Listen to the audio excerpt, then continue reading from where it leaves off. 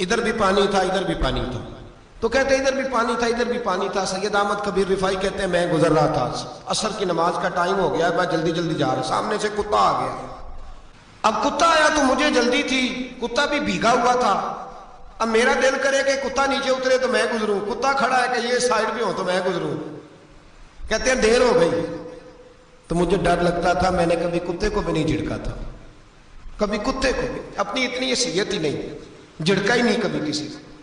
آپ فرماتے ہیں دیر ہو گئی تو میں نے کہا یا اللہ, حضرت سید احمد کبیر کہتے ہیں میں نے کہا یا اللہ اس کتے کو زبان ہی دے دے, میں اسے کچھ سمجھا ہی دوں, اسے زبان ہی دے دے تو قادر مطلق ہے, کہ اسے زبان دے دی. تو میں نے کتے سے کہا نیچے اتر جا, میں نے نماز پڑھنی ہے. تو کہنے لگا بابا جی آپ اتر جائیں, آپ اتر جائیں, آپ اتر جائیں, میں کیوں اتروں. تو سید احمد کبیر رفاعی کہتے ہیں میں نے اس سے کہا کہ بات یہ ہے کہ میرے اوپر نماز فرض ہے, تیرے اوپر فرض نہیں, تو میں نے نماز پڑھنی ہے. اگر میں کھیت میں اتر گیا تو کیچڑ ہے, میرے کپڑوں کو مٹی لگ جائے گی, پتہ نہیں پانی پاک ہے کہ ناپاک ہے, تو تو اتر جا, تیرے اوپر نماز نہیں فرض, تو مجھے جانے دے. تو سید احمد کبیر رفاعی کہتے ہیں اس نے ایسی بات کی کہ میرے اوپر وجد طاری ہو گئی.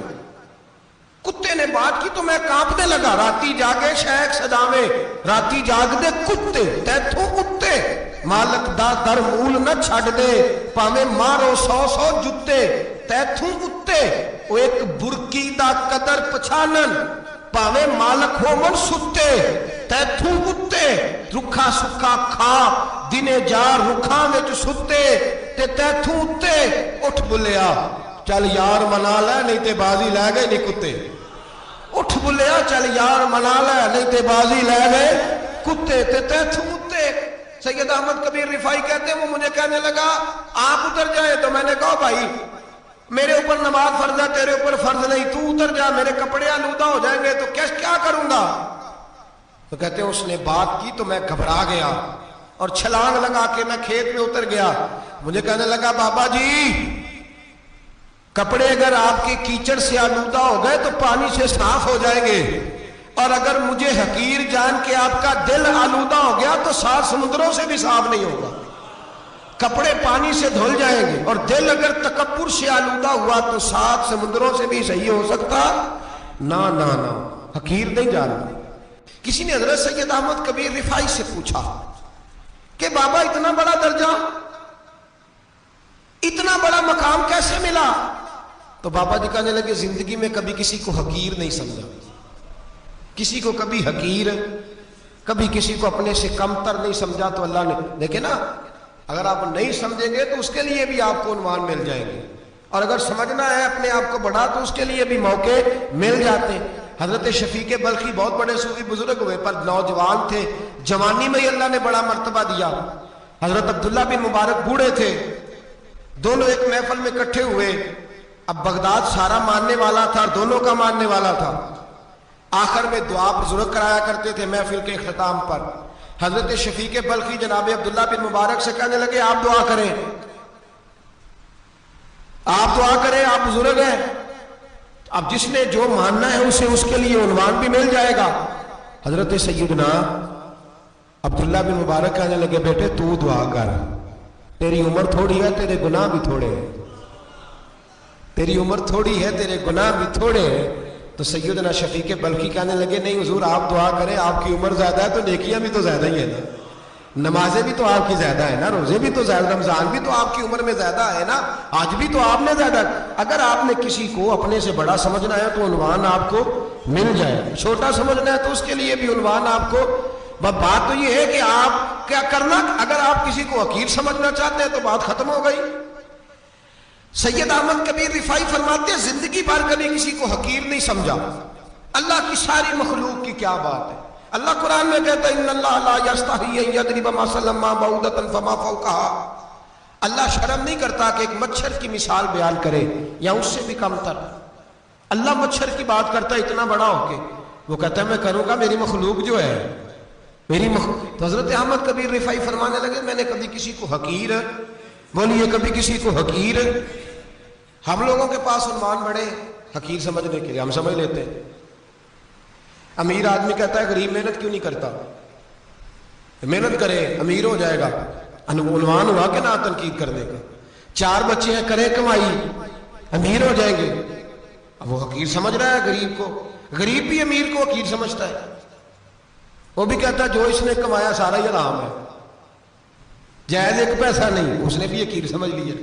یعنی وہ یہ کہہ رہا ہے کہ میں حلال کھاتا ہوں، یہ امیر حرام کھاتے ہیں، تو بات ختم ہو گئی، اس نے بھی حقیر سمجھ لیا، اس نے بھی حقیر سمجھ لیا۔ اب عنوان ہی تھا نا، اگر عنوان بدل لیتے تو بات بن جاتی۔ امیر اگر یہ کہتا کہ میں اس غریب کی مدد کروں گا اس لیے کہ پیسے محنت سے نہیں ملتے، خدا کے فضل سے ملتے ہیں، تو وہ یہ نہ کہتا کہ یہ محنت کرتا تو آگے چلا جاتا۔ اور غریب اگر سمجھتا اس بات کو تو یہ نہ کہتا امیر سارے حرام ہی کھاتے ہیں، وہ کہتا بھئی رب نے جو میرے لیے پسند کیا مجھے دیا، جو اس کے لیے پسند کیا اسے دیا، بات ختم ہو گئی، جھگڑا ختم۔ عنوان تو مل جائے گا آپ کو، مثبت بھی اور منفی بھی، تو اچھی بات نہیں کہ مثبت اختیار کریں، نہ مولوی کو، نہ صوفی کو، نہ درویش کو، نہ کھیت میں کام کرنے والے کو، نہ پٹھے پہ مزدوری کرنے والے کو، نہ گاڑی کا شیشہ صاف کرنے والے کو، نہ تیل ڈالنے والے کو، نہ کسی کو حقیر نہ جان، نہ کسی کے حال پہ طنز کر، نہ کسی کے غم کا مذاق اڑا، وہ جسے چاہے جیسا نواز دے۔ یہ مزاج لطف رسول ہے۔ نہ کوئی آیا لے کے چلا گیا، کوئی عمر بھر بھی نہ پا سکا، میرے مولا تجھ سے گلا نہیں، یہ تو اپنا اپنا نصیب ہے، بھائی حقیر نہیں جاننا۔ سید احمد کبیر رفاعی فرماتے ہیں وہ کتا تو گزر گیا، میں دوڑا گھر گیا، جا کے میں نے غسل کیا، کپڑے بدلے، فرماتے ہیں پہلے بھی میں عصر پڑھتا تھا، اور آج جب نماز پڑھی تو بڑا ہی مزہ آیا، میں سر سجدے میں رکھوں میرا اٹھانے کو جی ہی نہ چاہے، میں رکوع میں جاؤں تو میرا سر اٹھانے کو دل ہی نہ چاہے، میرا دل کرے آج مغرب لیٹ ہو جائے، آج سورج دیر سے غروب ہو، میں آج سارا دن عصر ہی پڑھتا رہوں۔ بھائی جب تو عاجزی والی پڑھتا، جب تو انکساری والی پڑھتا، جب تو حضرت سیدنا معاویہ بن خطیج رضی ایک حضرت معاویہ بن سفیان ہے، ایک معاویہ بن خطیج صحابی ہیں، وہ کہتے ہیں میں جنگ فتح کر کے آیا تو سخت گرمی کا موسم تھا، مجھے پتا تھا کہ عمر فاروق دوپہر کو آرام کر رہے ہوں گے۔ آپ فرماتے ہیں میں مسجد نبی میں بیٹھ گیا، ایک بچی جناب عمر کے گھر سے نکلی تو مجھے کہنے لگی معاویہ آپ کا نام ہے؟ میں نے کہا ہاں۔ اندر جا کے جناب عمر کو بتایا تو عمر دوڑے آئے، اور جب آئے تو سر پہ ٹوپی کوئی نہیں، پیروں میں جوتا کوئی نہیں، کہنے لگے میں تیرا انتظار کر رہا تھا، آج مجھے امید تھی تو آئے گا، تو نے بتایا کیوں نہیں؟ تو میں نے کہا حضور مجھے پتا ہے رات ساری آپ چہرے پہ کپڑا ڈال کے مدینے کی گلیوں میں رہتے ہیں، تو دوپہر کو آپ آرام کرتے ہوں گے، اس لیے میں نے کوشش کی کہ آپ کو بیدار نہ کروں، آپ آرام کر رہے ہوں گے، اس لیے یہ میں نے کوشش کی کہ میں بیٹھتا ہوں مسجد میں آرام کرتا ہوں، جب آپ آئیں گے تو دیکھی جائے گی۔ حضرت عمر فاروق نے جلال کیا، فرمایا تو مجھے غافل سمجھتا ہے کہ میں سو جاؤں گا؟ اور آپ فرمانے لگے میں قوم کا خادم ہوں، جس کی اتنی زیادہ رعایا ہو وہ سو جائے چپ کر کے، میں نے جواب نہیں دینا اللہ کی بارگاہ میں؟ فرمایا میرے امیروں کی طرح سونے جاگنے کے وقت مقرر نہیں، میں قوم کا خادم ہوں، جس وقت بھی آیا کرو مجھے جگا لیا کرو، مجھے قبر میں جا کے خدا کو بھی جواب دینا ہے، محمد مصطفیٰ کو بھی جواب دینا ہے۔ میرے بھائی یاد رکھیں، جب یہ چیزیں پیدا، اور پھر ہم نے ان تکلفات میں نے کئی دفعہ یہ بات بیان کی ہے، اب تو لوگ رشتے کرتے ہیں تو ڈی سی کالونی میں کرائے کا مکان خریدتے ہیں، 2-4 غیروں کی گاڑیاں منگا کے دروازے کے آگے کھڑا کرتے ہیں، رشتہ ہو جاتا ہے بڑا گھر دیکھ کے۔ فون لینا ہے لیکن بجٹ بہت ٹائٹ ہے، پیسہ یار BNPL کے ساتھ فون لینا بالکل ایزی ہے، 20,000 سے لے کے 1,40,000 تک نیا فون، وہ بھی صرف ID کارڈ پہ، نو کریڈٹ کارڈ، ڈیلیوری وہ بھی 2 سے 4 دن کے اندر، اور انسٹالمنٹ اونلی 6 منتھ۔ پیسہ یار BNPL، فون ابھی پیسے بعد میں۔ Quick cash easy life, download پیسہ یار۔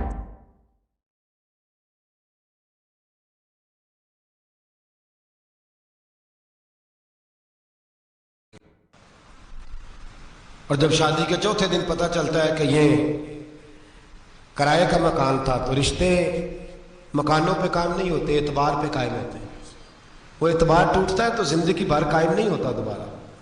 جو آپ ہیں آپ وہی رہیں، جو آپ نہیں ہیں وہ کبھی بننے کی کوشش نہ کریں۔ اور میرے عزیز یہ بھی یاد رکھیں، عاجزی آپ کو سوار دے گی، اور ویسے بھی ہم اللہ کے حضور جانے والے ہیں، اگر پردوں میں چھپ کے چلے جائیں گے تو بچ جائیں گے، اور اگر ہم اپنا آپ دکھاتے ہی رہیں، ساری زندگی اسی چکر میں رہیں کہ مجھے بھی پوچھو، مجھ سے بھی مشاورت کرو، میری بھی بات سنو، تو یہ انا کی دوڑ تو ختم ہی نہیں ہوتی۔ ہرس صرف پیسے کی نہیں ہوتی، ہرس ہوس شہرت کی بھی ہوتی ہے۔ اور نبی پاک صلی اللہ علیہ وسلم نے اس کو بھی بیان فرمایا ہے کہ یہ جو تیرے اندر چیز پیدا ہوتی ہے نا، میں جانا جاؤں پہچانا جاؤں، اس سے بھی اپنے آپ کو بچا۔ صحابہ کے بعد جس شخص کی خلافت سب سے مضبوط ہوئی وہ حضرت عمر بن عبدالعزیز تھے۔ اتنی بہترین خلافت کی کہ لوگوں کو حضرت عمر کا زمانہ یاد آ گیا۔ حضرت عمر بن عبدالعزیز عراق میں رہنے والی ایک عورت تھی، اس عورت کا خامد فوت ہو گیا تو 5 بچیاں یتیم تھیں۔ وہ عراق سے چلی اور جناب عمر بن عبدالعزیز کے پاس آئی کہ آپ میری بچیوں کا وظیفہ لگا دیں۔ وہ کہتے ہیں جب میں پہنچی نا یہاں تو اب تو استقبال، آنا جانا بڑے معاملات ہیں، آپ تو بچی کی بارات آئے اور 5 7 10 20 لوگ دروازے پہ کھڑے نہ ہو تو بارات ناراض ہو جاتی ہے، کہتے ہمارا استقبال ہی کسی نے نہیں کیا۔ تو استقبال تو اب اس طرح ہے جس طرح نشہ نہیں ہوتا، یہ استقبال کی حالت ہے، امیروں سے لے کے غریبوں تک۔ مجھے پوچھا ہی نہیں کسی نے، کرسی نہیں دی، آگے نہیں بٹھایا، یہ والا معاملہ ہے۔ اور میں میری طرح کے لوگ، نیک لوگوں کی بات نہیں کرتا، اب تو ہم دیکھتے ہیں فلاں مولانا کا استقبال ہو رہا ہے، فلاں کے لیے لوگ کھڑے ہو رہے ہیں، نعرے لگ رہے ہیں، اور اب تو میں دیکھتا ہوں ایسے ایسے ہاتھ لہراتے ہیں صوفی اور درویش کہلانے والے، جیسے سیاسی لیڈر لہرایا کرتے ہیں۔ یہ کیا طریقہ ہوگا؟ یہ کون سا طرز زندگی؟ میرے نبی پاک صلی اللہ علیہ وسلم نے فرمایا جو خواہش کرے کہ میں آؤں اور لوگ کھڑے ہوں وہ تو جہنمی ہے، تو دوزخی ہے۔ سارے وہی طریقے ہمیں اختیار کرتے جا رہے ہیں، وہی پروٹوکول ہے ہر جگہ۔ وہ لوگ جن کے دروازے کھلے ہونے چاہیے تھے وہاں بھی ہر وقت کے لیے معاملات طے ہو گئے۔ یاد رکھیں میرے نبی پاک علیہ الصلوۃ والسلام نے جو تعلیمات دی، حضرت عمر بن عبدالعزیز رحمت اللہ تعالی علیہ، عورت کہتی ہے میں پہنچ گئی، میں نے لوگوں سے پوچھا گھر کہاں ہے، تو کہا وہ جہاں بوری لٹک رہی ہے نا باہر ٹاٹ کا پردہ لگا ہوا ہے وہ حضرت عمر بن عبدالعزیز کا گھر ہے۔ کہتی ہے میں دروازے پہ دستک دی، ایک عورت نے دروازہ کھولا تو مجھے بی بی جان کے اندر بلایا، تو ان کے گھر کے اندر جب میں داخل ہوئی تو بڑا سارا سین تھا، ایک جانب کنواں لگا تھا، ایک طرف ایک بڑا درخت تھا، اور ایک چھوٹا سا بنائی ہوئی تھی جگہ برتن دھونے کے لیے، اور بی بی نا برتنوں کو مٹی لگا کے صابن لگا کے بیٹھی ہوئی تھی، کام کر رہی تھی وہ عورت۔ مجھے اس نے درخت کے نیچے بٹھایا، پانی پلایا، کیسے آئی ہو؟ میں نے کہا امیر المومنین سے ملنا ہے۔ کہنے لگی بیٹھو تھوڑی دیر میں آ جاتے۔ کہتی تھوڑی، میں نے سمجھا گھر کی کوئی ملازمہ ہے، میں بیٹھ گئی، تھوڑی دیر گزری پھر دستک ہوئی، اس بی بی نے اٹھ کے دروازہ کھولا تو جب وہ شخص اندر آئے تو کہنے لگی بڑی دیر سے برتنوں کو صابن لگا کے بیٹھی ہوں، کہاں رہ گئے تھے؟ کہتی ہیں وہ صاحب کہنے لگے بس ذرا مصروف ہو گیا، تو دوڑے گئے، کنویں سے پانی نکالا، بی بی کو دیا، اس نے برتن دھوئے۔ کہتی ہے پھر تھوڑا سا سرکہ اور ایک رات کی روٹی وہ لائی، اس شخص نے کھائی۔ میں نے کہا کہ یہ دونوں گھر کے ملازم ہیں، میاں بیوی کام کرتے ہیں۔ جب وہ کھانا کھا چکے تو وہ عورت میرے پاس آئی، کہنے لگی اٹھ کے مل لو امیر المومنین سے۔ میں نے کہا کون امیر المومنین؟ تو کہنے لگی کب سے تو آئے ہیں، یہ جس نے کنویں سے پانی نکالا یہی مسلمانوں کا امیر ہے، اور یہ جس نے درخت کے نیچے بیٹھ کے سرکے سے روٹی کھائی ہے یہی ہے۔ یہ فرشتوں کی داستان نہیں، یہ وہ لوگ ہیں۔ میں رات کو بھی کہہ رہا تھا ایک جگہ پہ کہ یہ لوگ جو ہے نا جن کا آپ روز شکوہ کرتے ہیں حکومتیں بڑی خراب ہیں، یہ کوئی نہیں خراب، بالکل خراب نہیں۔ جتنے سیاسی لیڈر ہیں سارے صحیح ہیں، خراب وہ لوگ ہیں جو انہیں ووٹ دے کے لیڈر بناتے ہیں، بالکل خراب نہیں۔ میں تو ان کے حق میں ہوتا جا رہا ہوں۔ ناراض ہو گئے نا آپ لوگ؟ اللہ کرے تسی ہو جاؤ تو اگلے الیکشن سے سیانے بھی ہو جاؤ، آمین تو کہہ دیں۔ میں نے کوئی مشورہ نہیں دینا، اس لیے کہ میری نظر میں کوئی ایسا شخص نہیں جس کے لیے میں آپ سے کہہ سکوں کہ ووٹ دیں، اور ہم تو ایسی بات کریں تو کئی لوگ ناراض ہو کے چلے جاتے ہیں، لیکن کوئی پرواہ نہیں، اس لیے کہ یہ دین میرے نبی پاک کا دین صرف مسجد کا دین نہیں۔ انشاءاللہ آئندہ جمعہ نظریہ پاکستان بیان کروں گا اور بتاؤں گا کہ پاکستان کا مطلب کیا، لا الہ الا اللہ محمد رسول اللہ صلی اللہ علیہ وسلم۔ حضور کا جو قرآن نافذ ہوگا مسجد میں، وہ قرآن کچہری میں بھی نافذ ہوگا انشاءاللہ، اور وہ قرآن نافذ ہونے آیا ہے، اسمبلیوں میں وہی قرآن نافذ ہوگا انشاءاللہ، اور یہی چراغ جلے گا تو روشنی ہوگی۔ بیان کریں گے اور ڈٹ کے بیان کریں گے، آپ کو بتائیں گے۔ بات جو بات سمجھا رہا ہوں فی الوقت وہ سمجھے मुजरम वो नहीं जो बड़ा बन के लूटता है, मुजरम वो है जो उसको सपोर्ट करता है, जिसने उसे बड़ा बनाया है। ये याद रख ले, हमारी कोई बचत नहीं होगी, हमसे पूछा जाए, हम सारे कचहरी में खड़े होंगे, अल्लाह सवाल करेगा कि तुम बताओ तुम इनके मददगार क्यों बने थे, तुम सपोर्ट क्यों करते थे, ये पूछा जाएगा और हमने जवाब देना है। बहरहाल आम दाम पर सर मतलब जनाब उमर बिन अब्दुल अजीज रहमतुल्लाह अलैह के वो बीबी गई तो कहने लगी कि ये अमीरुल मोमिनीन ने कहा, वो उठ के हाजिर हुई, कहा हुजूर मैं इराक से आई हूं, मेरा खामद फौत हो गया, मेरी 5 बेटियां हैं, वजीफा लगा दे। वो बीबी कहती है मेरा दिल था कि यतीम बच्चियों का 100 दिनार साल का लगा देंगे तो बड़ी बात है। कहती है जब मैं उनके पास गई तो हजरत उमर बिन अब्दुल अजीज को बताया तो वो रोने लग गए और मुझसे माफिया मांगने लगे। मैंने कहा हुजूर आप क्यों माफी मांगते हैं? तो कहने लगे इसलिए माफी मांग रहा हूं कि तू मेरी रियाया में थी और तेरी 5 बच्चियां यतीम थी, तुझे खुद चल के आना पड़ा है, मेरा काम था तेरी खबर लेता, माफ कर दे अल्लाह की रजा के लिए। उन्होंने वजीफा लिखना शुरू किया तो मेरी एक बच्ची का 1000 दिनार साल का लिखा। मैंने कहा अल्लाह तेरा शुक्र है। फिर दूसरी बच्ची का 1000 लिखा तो मैंने कहा अल्लाह तेरा शुक्र है। तीसरी का 1000, चौथी मैंने कहा शुक्र है। जब चौथी का लिखा तो मैंने कहा अल्लाह आपका इकबाल बुलंद करे, अल्लाह आपको हमेशा इसी तरह फलता फूलता रखे। कहते हैं जनाब उमर बिन अब्दुल अजीज ने कलम रख दिया, फरमाने लगे मैं 5वीं का वजीफा नहीं लिखूंगा, 4 बहनों से कहना बांट के इसे भी दे दें। कहा हुजूर क्यों? आप फरमाने लगे जब तक तो अल्लाह का शुक्र अदा कर रही थी मैं भी रब से जुड़ा हुआ था और अल्लाह से डर के लिख रहा था, अब तूने मेरी तारीफ की है, अब मेरी जात आ गई है, अब मैं अगर ये वजीफा लिखूंगा तो इससे अल्लाह राजी नहीं होगा, इससे मेरे नफ्स में रिया पैदा होगा, अब मैं 5वीं का नहीं लिखूंगा, जा और जाके इराक के गवर्नर को दे। बीबी कहती है मैं घोड़े पे बैठी और मैं चंद दिनों के बाद इराक पहुंची। जब सवेरे आके मैंने वालिए इराक को रुका दिया तो वो चीख मार के रोया। मैंने कहा क्या हुआ? तो कहने लगा बीबी आज रात को हजरत उमर बिन अब्दुल अजीज का इंतकाल हो गया, फौत हो गया, तो इंतकाल कर। कहती मैं भी तड़प के रोई। मैंने कहा मेरी यतीम बच्चियों का क्या बनेगा? तो वो गवर्नर कहने लगा तेरे वजीफे जारी रहेंगे, तुझे मिलते रहेंगे। तो कहने लगी कैसे? कहने लगा मैं अगर तो गवर्नर रहा तो तेरा वजीफा जारी रहेगा और अगर गवर्नरी से उतर भी गया तो मैं जाती तौर पे मालदार हूं, फिर भी तेरी बच्चियों के माहाना पैसे पहुंचते रहेंगे। मैंने कहा तू क्यों देगा? कहती है वो रो पड़ा। कहने लगा अगर अमीर हजरत उमर बिन अब्दुल अजीज जैसे हो तो फिर अल्लाह गवर्नरों के दिलों में भी रहम डाल दिया करता है, फिर मेरे जैसे लोगों को भी वो बदल देता है। हजरत उमर बिन अब्दुल अजीज घर आए। Has your broker restricted your trading during this volatile period? We give you every opportunity to succeed. 100% uptime on trading. No rejections and seamless deposits and withdrawals. No caps, no surprises. Trade with stable conditions when you need them the most. Trade with XM.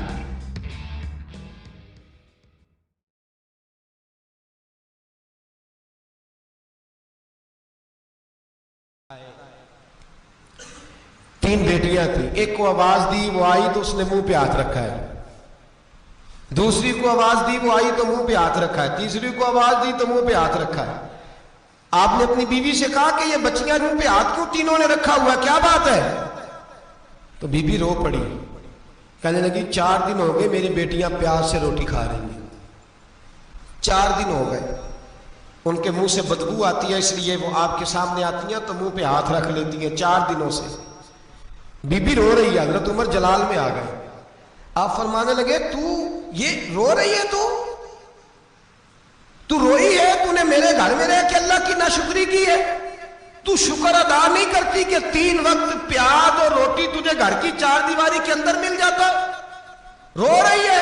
मैं आ मेरे साथ बाहर निकल, तुझे वो लोग दिखाऊं जो झोपड़ियों में रहते हैं और मांग के खाते हैं, आ तुझे दिखाऊं। इतनी नाशुक्री कि घर के अंदर प्याज पहुंच रहा है, रोटी पहुंच रही है और तू कहती है मेरी बेटियां प्याज से खाती हैं, शुक्र कर फाके नहीं काटने पड़े। फिर अगले लफ्ज कहे तो रो पड़े। फरमाने लगे मैंने तो मुस्तफा के वो हालात भी सुने हैं जिसमें कई दिन बीबी फातिमा ने फाके किए, तू घर के अंदर प्याज पहुंच रहा है तो अभी भी सादगी, आजजी और कनात नेमत थी इन लोगों की। हमारे यहाँ रोज शिकवा है, किस बात का? गाड़ी कोई नहीं, रोज रोना है, किस बात का? बंगला कोई नहीं, रोज रोना है किस बात का, बैंक बैलेंस कोई नहीं, 10 जोड़े क्यों नहीं ईद पे आए। और ये सिर्फ औरतों का मसला नहीं है, हमारे अंदर भी ये बात बदरजे औला, हम रोज अपने आप को मिस्कीन कहते हैं, गरीब कहते हैं, लाचार कहते हैं, मजबूर कहते हैं। कभी देखो जो झोंपड़ियों में रहते हैं, कभी पलट के देखो लोगों की तरफ जो पैदा हुए तो आंखें कोई नहीं थी, हाथ कोई नहीं थे, पैर कोई नहीं थे। वो देखो जो पैदा हुए तो सर पे बाप का साया कोई नहीं था। कैसे कैसे लोग वक्त गुजार रहे।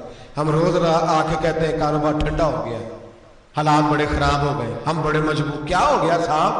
अल्लाह के दिन है सारे, अल्लाह के दिन है। मसल अच्छा है ना फिराक अच्छा है, यार जिस हाल में रखे वही हाल अच्छा है। बस अपने आप को मुतमईन करें, आजिज़ी, इनके सारी किनात, सादगी, इसको अपनी जिंदगी का हिस्सा बनाए। अल्लाह दौलत सुकून अता कर देगा। आखिर दावाना अनिल हम्द।